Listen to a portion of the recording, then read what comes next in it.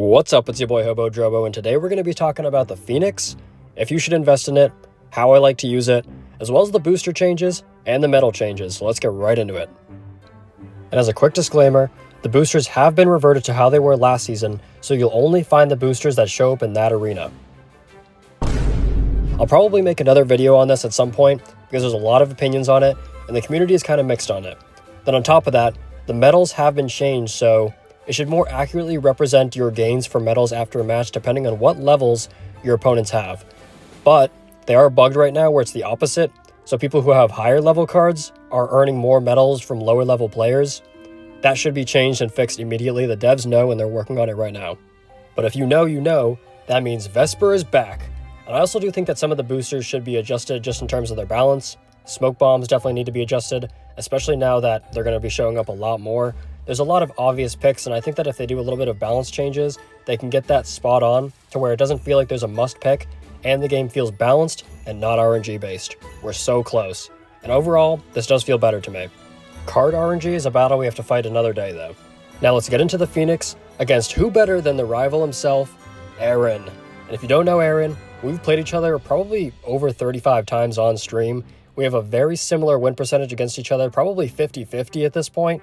Although I do think that there's something that Aaron could have done to make his deck a little bit more catered towards Stormcloud Mountain, and I'll talk about that at the end of the video, with an example of my own deck.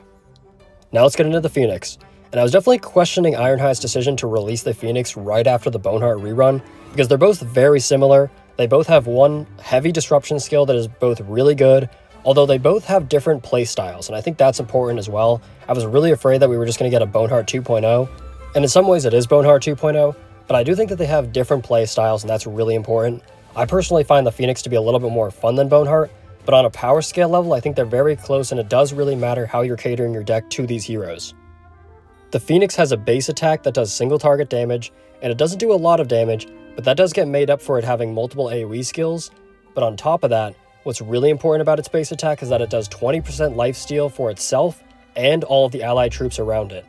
That's going to be the most important part of this hero's kit, in my opinion, because we're going to combine it with the Sorcerer.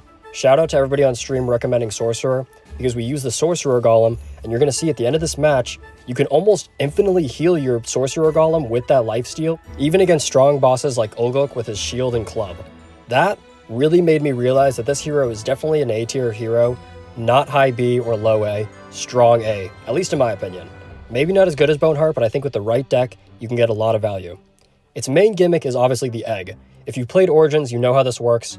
For battles, it's every 45 seconds it dive bombs into the ground, does initial damage, kind of like Boneheart's dive bomb, but then it turns into this egg. And the egg, you can actually micro around and teleport it. It's a lot of fun, and that's why I think the Pheonix is more fun than Boneheart in my opinion. Being able to micro around that egg and do AoE damage, which will also set off its purification while it's in its egg form, we'll talk about that in a minute, is really fun, really good mechanic, and I think that overall, it's just a fluid way to play the game. Compared to something like Boneheart, where sometimes his animations feel a little bit too long to me, it's a little bit gimmicky, and the Wyverns just don't feel good in general. Now, as you saw right there, it has a very similar skill to Boneheart with its Flaming Volley, although it's every 20 seconds instead of every 30 seconds like Boneheart. The only thing is with Boneheart is he can spawn Wyverns off of it, so even though it has a smaller cooldown and does more damage, I think it's a little bit balanced on both of their ends. And then you have the Ring of Fire on your tower that spawns every 15 seconds for a duration of 8 seconds doing AoE damage in a radius of 100. It doesn't take your tower's radius. That would be crazy if you could put it on your crossbow fort and then it's doing Ring of Fire across the entire map. Then it would look like a Doom game, honestly, or like Hell or something like that. It would be pretty crazy, but I think that's also balanced. Combining it with any artillery, you get some good stacking. That's why I'm using Dwarf here and Tesla, because you can get some crazy AoE off. And then its Purification ability has a chance to attack your opponent's side. At level 9, it's 43%. At level 7, I believe it's 41%. Whenever you kill an enemy with the Pheonix, it'll have a chance to throw a Flaming Volley at your opponent's hero. If your opponent's hero is dead, it'll go to their troops. That's really good. That's the annoying gimmick, kind of like Boneheart's Wyverns, although it's also RNG based. And you know what that means, RNG. So it can be really hit or miss depending on if this ability is good, compared to, at least with Boneheart's Wyverns, you're consistently getting them every single time you take out enemies, so it's like a little bit more reliable. I'm going to show you a few examples at the end with, Onslaught, for example, of that volley being absolutely crazy and winning me a game, but nobody really likes RNG, so you got to determine if that's going to be something that you really want to play with or not. And then the two passives are a 10% increased attack speed to all barracks and a 10% increased attack speed to all artillery, which is kind of crazy. Those are both really good passives. Now, I do think that Purification can be a hit or miss, determining on if you really do well in a match, but I think the main gimmick for me here is actually the lifesteal on its base attack. Like I was saying for that Sorcerer Golem, it goes crazy, and being able to have a lot of stalling with Archery Scouts, doing extra attack speed with the Archery Scouts and the Tesla here, that's definitely going to add up. And I think the only thing that's actually holding the Pheonix back is the fact that it doesn't really have much that scales well at a lower level other than that lifesteal, so you have to take advantage of it. It doesn't have something like Barisad Obliterate, Hacksaw One-Shot, Barisad Death Tax. Those things are all really good at lower levels, but with the Pheonix, outside of that lifesteal, you're relying on its raw stats to put out value. And that can be really tricky on whether or not you're going to invest in it, especially if you only have it at level 7. It's going to be tough. If you're not using it in tournaments or things like that, and you really want to use it for just Stadium, I don't recommend getting it unless you're getting it to level 9. Very similar to Boneheart. I think both of these cards are very good at high levels, but for me, I'd rather just save the scrolls, if I wasn't a content creator, obviously. Just use Hacksaw, use Vesper at this point on Stormcloud Mountain now that the boosters are changed. I have Alaria. Alaria is a lot easier to upgrade. I think she's the best hero in the game right now. And then if you have Malik, just use Malik. But again, the Pheonix is fun, and if you're going for a fun factor, you don't mind using the scrolls to get them to level 9, go for it, because I think it is a lot of fun. But it feels like the difference between level 8 and 9 is pretty noticeable. But as you can see here on stream earlier, I was trying to use decks that were mostly free to play, outside of the Pheonix, of course, which it is a Summon Rift card, and these days it's hard to find good cards that aren't linked to the Season Pass, so, if you're going to invest in a card and you've been saving your scrolls, this could be the moment you do it. But you have to be confident that this is going to be your play style, because microing around the egg, it does take a little bit of micro, and you have to adjust depending on what's going on. And I also think that for Stormcloud, for example, Stormcloud is probably the roughest arena for all flying heroes. I've been saying that for Dragons for a while. A lot of people can use Barisad and get away with him just doing a crazy amount of damage to the boss. The last match we're going to look at in this video is against a level 13 Barisad player that I pulled off a win against.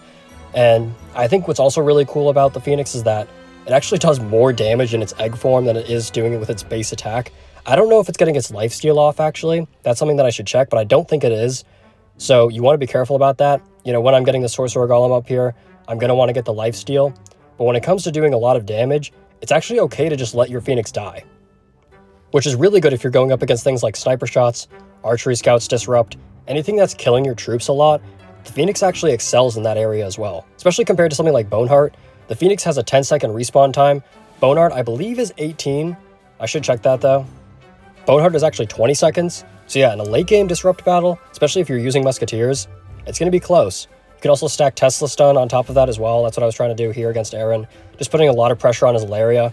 And you can see here, the Sorcerer Golem getting healed up from the Phoenix's passive, which it's actually its base attack passive. It's not its first passive ability, which is kind of crazy to put that in with its base attack. I was not expecting it to be that good. It's not even something that I really thought of right away, but as you can see here, I really won as well because of the Dwarf Disrupt and the Blizzard. The best counter to Crossbow Fork guys is Tower Disrupt, and while I love the Dwarven Artillery that Aaron is using, I think that if he put Battle Mecha in his deck, it would have been a lot better, and we'll take a look at that when I'm actually using a very similar deck to his, basically the hard meta in one of these other matches. But I do want to show this off real quick, because I want to show you guys a couple examples of where the boosters can really screw you over, especially against something like Asura. Asura, I think, is the highest skill ceiling hero in the game. Shout out to Seti if you want to go check out his gameplay. He has a lot of stuff on Asura. I'm personally not really good with her, but what really screwed me over here was that I didn't have Ghosts. If you get Ghosts, Asura, there's almost nothing she can do, and we'll see that in the next match here. But when I didn't get it, she was able to take out the boss so much faster than I was. I was getting ready to get my Sorcerer Golem set up here. I had the Archery Scouts. I probably could have sold the Dwarf or the Tesla and gotten more Scouts here, but it just wasn't enough because Asura is so good at taking out bosses. So I ended up coming up with a loss here.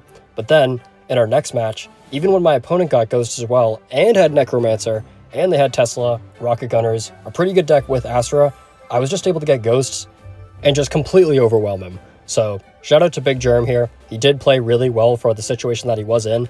I love that he's using the Paladins with the Rocket Gunners. That's really nice now that we don't have to run into Dark Priests anymore in every single arena. That was killing so many metas. I can finally use Ingvar and Silver Oak again, and I'll probably do that in another stream. But you know, shout out Ingvar, he's a lot of fun to use. You can see in this match, there was just not much he could do. Even with that Tesla and the poison from the Necromancer, it isn't enough by the time the boss comes. And here you go, you can see the Battle Mech is protecting all of my towers here. So even if he had Tower Disrupt, there's nothing my crossbows can do to get disrupted, and it's going to win me the game. But you do have to be careful with this kind of thing as well, because when we see Silver Oak, for example, Farmer Tower is the S tier booster. That's another booster that I think needs to get tweaked a little bit. Maybe just not even nerf Chicken, but just buff the other ones so that they're a little bit more in range with how the Chicken is, because Chicken is just so OP. It can bypass the mechanic might from the Battle Mecha, and that's just completely unfair. Basically, like, why are you even using Battle Mecha at that point? But that's something you got to think about as well. And I still think that Big Germ played this well. I don't really think there's much I did here to necessarily play this like amazingly. This deck is just super strong. Mage Tower Crossbow Fort is just ridiculous in the meta right now. It's not a very expensive deck in-game, and I think that that's why when you support this deck with a bunch of troop boosters on your opponent's side to buy time, it's easily the best meta, especially with Ilaria. With that Ilaria buff, with that debuff on the boss, it goes absolutely insane. So let's take a look at this clip from Onslaught real quick. You can see the egg. Look at that purification going off, guys. Killing the Boneheart, and to be fair, his Boneheart was only level 7, my Pheonix was level 9, so it's not too fair. But you can see, like, a lot of these Boneheart players aren't losing this fast in Onslaught anyways. Pretty crazy.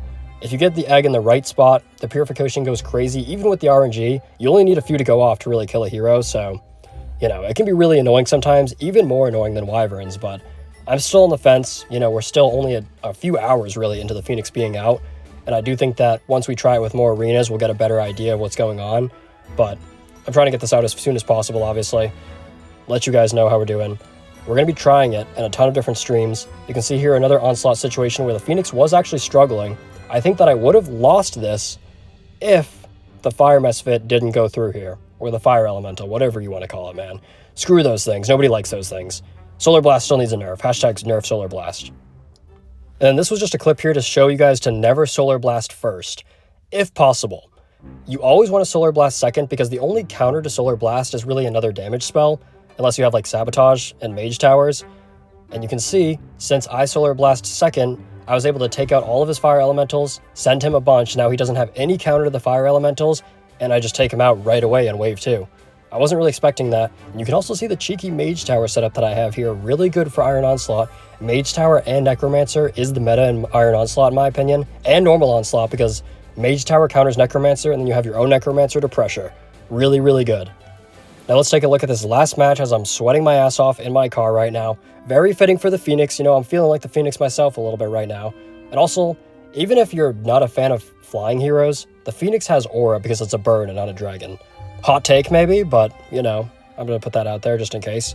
Now here, you usually want to buy the Sorcerer Golem depending on what boss comes. But I knew with this map, for example, I bought the Sorcerer Golem anyways because I knew that if it was JT, I would be able to put the Sorcerer Golem behind JT to be able to distract the other troops that come out that support the boss. Those witches, guys, if you know, those witches are deadly. They can take out any of your barracks that you have, whether it's archery scouts, rocket gunners. Really annoying on this map too with a short lane. So you'll see, I move the Sorcerer Golem behind JT. I don't even have the Pheonix there to get the lifesteal going off because I'm confident that just that Sorcerer Golem can take care of it with my spells. Starting to get a lot of damage on JT with my main setup here. The archery scouts are barbecue chicken against JT. Having the Dwarf do a little bit extra stalling. Sorcerer also putting an underrated amount of damage in, because if you guys know, and you've been following the channel for a while, common cards are not to be scoffed at. These cards can be easily upgraded.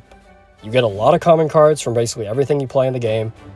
They put in a lot of value because they are high level. I have a lot of my commons able to go to level 13 just because I've been playing for so long, compared to my rares being at level 11, for example. Don't underrate them. Use them as your support towers to complement your legendaries, your rares, and your epics, and you'll put in the work. Learn the wave compositions. Learn the Pheonix's skill rotation. You guys will be fine. Let me know what you guys think about the Pheonix, the booster changes, the metal changes, and I'll catch you guys in the next one. Peace out.